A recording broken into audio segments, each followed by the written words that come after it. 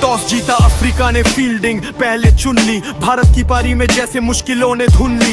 एक एक कर विकेट गिरे, बढ़ती रही दिक्कत भारी, पर हिम्मत लेकर क्रीज पर हार्दिक टीम के बलिहारी। तिलक संग कदम मिलाकर अक्षर ने भी साथ निभाया। रन भर से मुश्किल घड़ी में हौसला फिर लौट के आया। 60 रनों की साहस गाथा जब हार्दिक ने खेल दिखाई। भारत की नैया डूब रही थी पर उनकी बल्लेबाजी काम आई।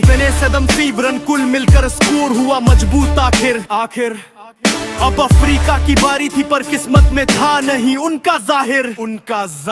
गिरते गए विकेट, लगातार बिखर गई पूरी तैयारी। सिर्फ पिच पर सिमट गई टीम, हारी हर एक कोशिश जारी। उस दिन मैदान में गूंज उठा एक ही नाम दोबारा, हार्दिक पांड्या मैच का हीरो, भारत का गर्व हमारा। जज्बे से जिसने खेल दिखाया, पलता पूरा मैच का मंजर। याद रहेगी ये पारी उनकी, साहस, दम और दिल का सफर।